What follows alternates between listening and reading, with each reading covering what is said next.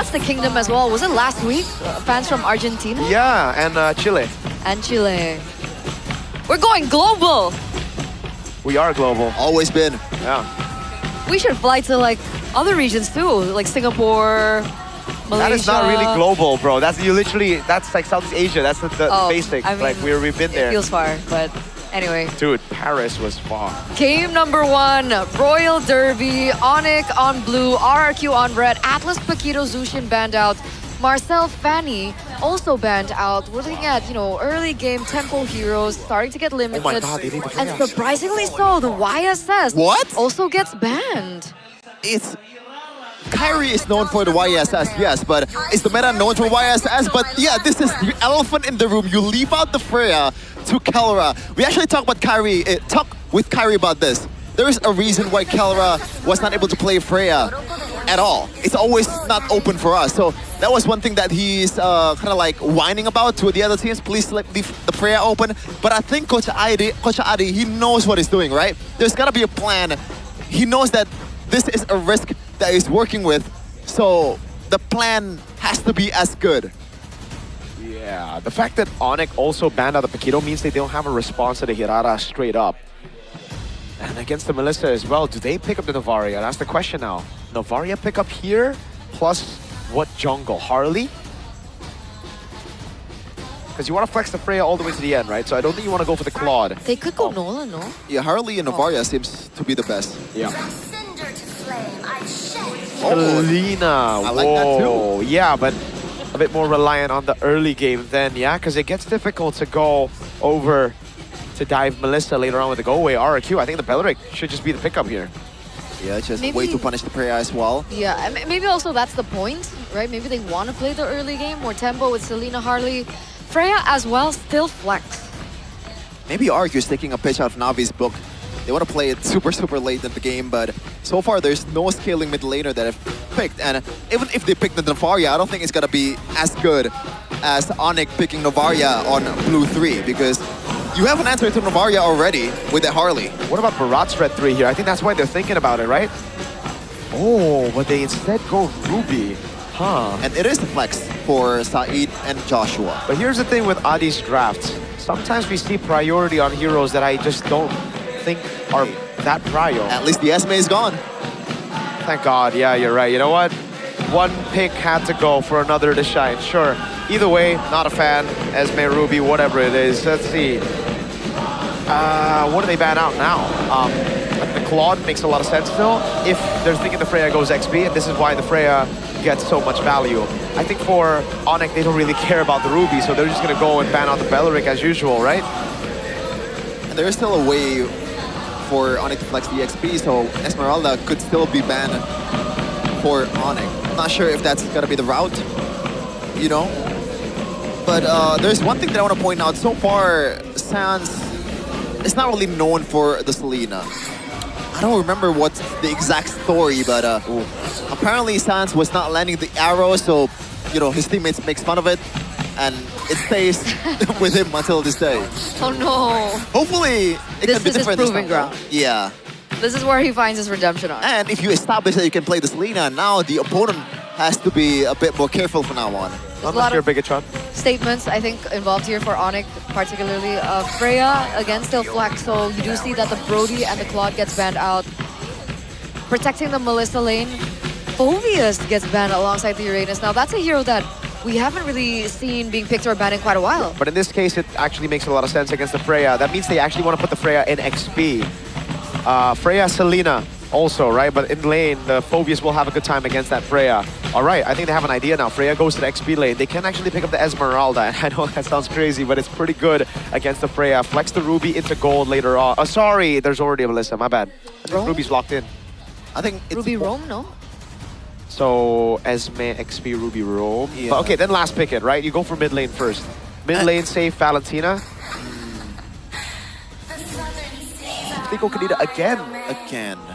Yeah, this was one of the 5 unique picks that Sheffin was mentioning in the first week. Oh man. At least it's not with the Tigreal, bro. I'm never a fan of a Kadita in pro play unless you have an established like a pick and choose, kind of like pick off hero like a Kaja or a Kalea. and your opponent cannot rock a Purify. Because like, you only have one ultimate to work with. If you actually mess up when you engage, then it's all done. Yeah, I think they're anticipating perhaps like a Clint pickup. Technically, Clint can't go Purify. I mean, because they banned out Claude and then Brody. Yeah. So if they go up against a Clint, I think it would be an easy target for the Kadita. I think Are you thinking the Kaja? No? Kaja Beatrix, is that what you're thinking? No. Against the Kadita, but, you know. It's just Baratz, they do not flex the Freya into XP, so it goes gold. And the Baratz comes up after the Uranus ban with the Badang signature for Kiboy. Normally, I would still shout the Esmeralda over the Uranus, but the CC lock of Badang, of Selena, and all that, I think Uranus would be better. But it looks like they want to flex the Ruby towards EXP and play with more tempo here. Now, I think that also elevates the potential of Kadita as well, because now it's harder to evade the Kadita. Damn. But if you mess up on your early game, then yeah. This is going way back for Edok though. Wait, they're picking this to a Badang though. Yeah, that's why I'm not a fan of it. There you go. There you go. Right. As Go expected. SP. Yeah. So, what do you think about the overall drafts?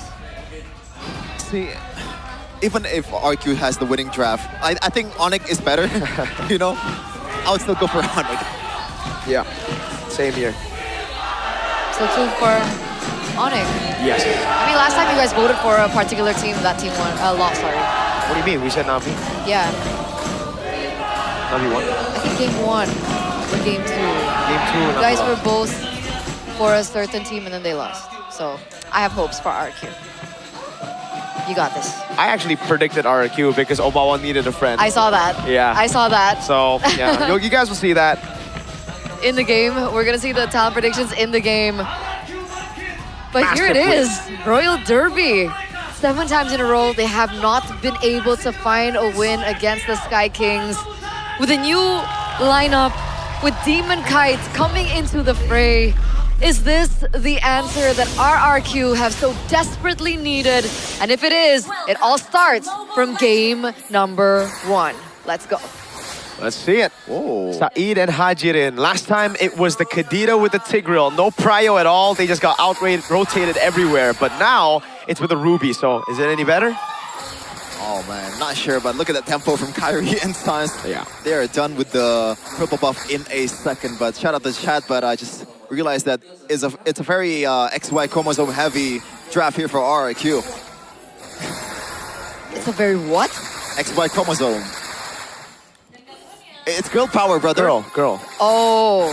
Yeah. Oh my god. Look, it's Melissa, Yeah, Ruby, okay. Kadita, know that. Hirara. Oh, look. Me. Oh, wait. Oji. Wait. I thought me and Omawa were special. Nah. Everyone literally goes. Y'all are actually trolling me right now. Arthur's gonna get ganked. This is gonna be first blood. Can we switch back? I'm not enjoying the prediction anymore. I thought it was gonna be special with Omawa. So we can be like English versus Indo. Yeah, but that's not even fair because like obviously ONIC will. Anyways, Abyssal Arrow. Dude, and all the while at the mid lane, Sans is actually winning it out against 2v1. Hajir inside got gapped by a single Sans. So far it's not working at all for RRQ. Only 1k in the first minute. Ooh. We've seen a lot of comebacks from the Melissa. I don't think we should count them out just yet. This is so sad. Arthur's first time in the gold lane. Well, his second week as a gold laner, and he's up against Kelra. And I assume that level 4 is going to be lit for Arthur, so Kyrie don't even have to go for the turtle. He can just gank Arthur and dive towards the backline. And because he is very vulnerable at this point. Yeah, and Arthur won't be able to do much here. Kelra just cuts the wave. This is going to be free neutral objective with Sans and Kyrie, but if they decide to fight, there's going to be a big Kelra coming in. Not even the red tree. Free for Kai. Yep. Very quick, very decisive here by ONIC, and we saw the emblems. It makes sense how Kyrie and Sans are able to rotate a lot quicker. Kiboy as well. They don't clear just as fast, but they've been everywhere around the map, and Arthur's really feeling it. Now it's another pick. Bang! First kill on board for RRQ. That's 1-1. Okay, just want to say to the chat, I'm sorry, I got it wrong. It's XX instead of XY, but that's not really important. Now, what's important is the idea. Lutpiii got taken down. I mean, it's a sacrifice that's not really, you know, the worst for ONIC currently. Like, the economy still definitely shifts towards RRQ, but at the end of the day, it's a frontliner. You can work with that in the mid game. And the mid game is what they're going to be aiming for. Still a little bit of a gold lead here for ONIC. We do see that Kelra is doing just fine as well. He's ahead by quite a bit, but Arthur now has level 4. If that actually changed the dynamic in the gold lane at all. Yeah. Level 4 though, so right now it's much more safer for Arthur. ONIC cannot just get inside and punish Arthur immediately. Has to kind of like layer their CC. Maybe Sans get a good abyssal arrow, but again, it's hard to do that when Arthur is playing it safe with the Purifier as well. Kelra will just get this one, surely. Yep. And now Side will be the target. Ooh, just a bit of poke. Not too much. Oh! Like that. Take a missile arrow. Now the trap as well. Sans under turret forces the go away from Arthur. But still safe the Purify though, so that's good for him. A little bit of a mirror play from RRQ in the top side of the map, but Hirara and Asmei don't think that they can do too much to a Barrett at this stage in time. So they don't get much out of it so far. And of course, 6 seconds left for the first turtle to spawn. Demon Kite a level below of Kairi as it stands. He does catch up to level 7, so we'll see whether or not RQ can manage to get the second turtle of the game. Ooh, the arrow didn't land, but Saeed used the I'm offended. ONIC, I think, had complete vision of that. Knows a big resource has been sent out. Lutpiii now walking up. Arthur on the gold grab. Kelra going to try to steal this away and will be able to secure it away from Arthur. As now Saeed postures up. Big chomp. On it, Kairi with his own in the back. Kelra pops in. Oh, retribution win for Kai. Go away, locking him down. But Kelra still doing a lot of damage now as Joshua is able to sustain back up as Kairi pops in the deadly magic. But nobody will be taken out for now. Breath of the Ocean. Kiboy with a jump in the flicker. Joshua right there, but Kiboy will fall, I believe, to Joshua on the Esmeralda. Now Kairi with a poker trick coming out as Kelra is able to go for the chase. And Sans walks up, and now it's the Purify out from Joshua. Oh, he's burning down, but he gets out. So close. He still is able to recall, so he does get out of that particular escapade. 2-for-1 trade, but it does still look like ONIC will be able to pick up the next objective. Jiren! He gets completely eliminated. Kairi knows exactly who to target, and I gotta say, the Kadita in this game, once again, not having the best of luck or time. Yeah, and when you're not winning against with a Kadita draft, then it gets worse for you. You do not have the early burst anymore to burst on the frontliners or even the backliners of ONIC if they atomize properly.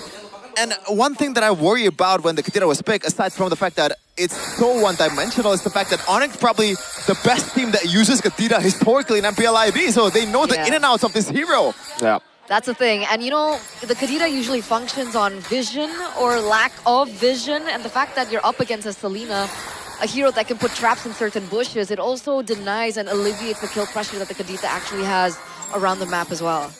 Yeah, and oh man, even in the second turtle earlier, Hajirin was trying to make a prediction play towards Kairi, but Kairi is just, not only he is smart, he is so mechanically gifted, so his reaction time is godly, man. There's no way he's gonna be caught up by those Breath of the Ocean. Not the Breath of the Ocean. What's the call? What's the knockup?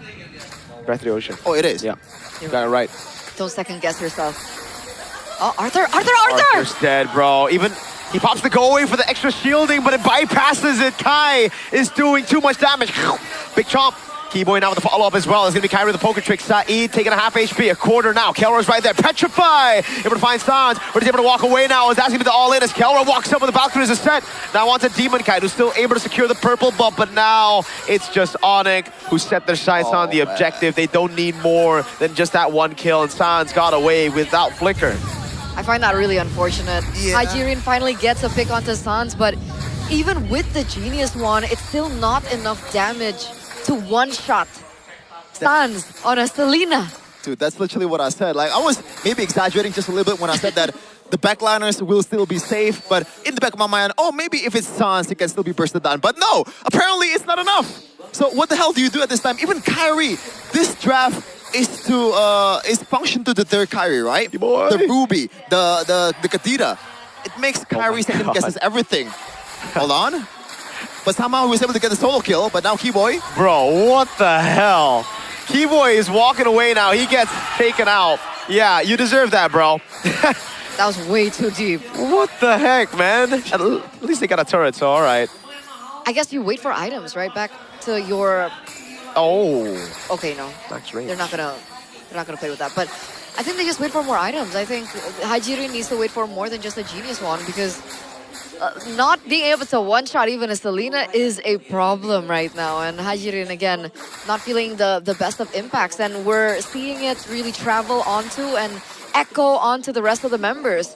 Demon Kite falling behind, one level below. Oh, okay. Oh my god. What is that damage, my guy? Joshua's a tank, but he looks like another Melissa. That calls for an item check.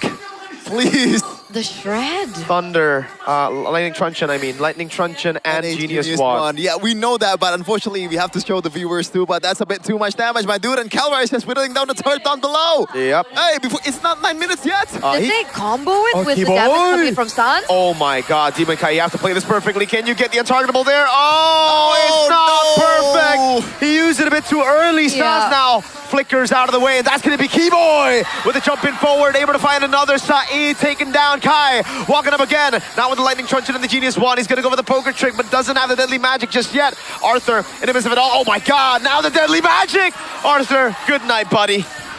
We thought it was bad with Genius Wand and the Lightning Truncheon. Make it all worse. At the very end of it, he had the Divine Flame. Kyrie! They are playing with their food.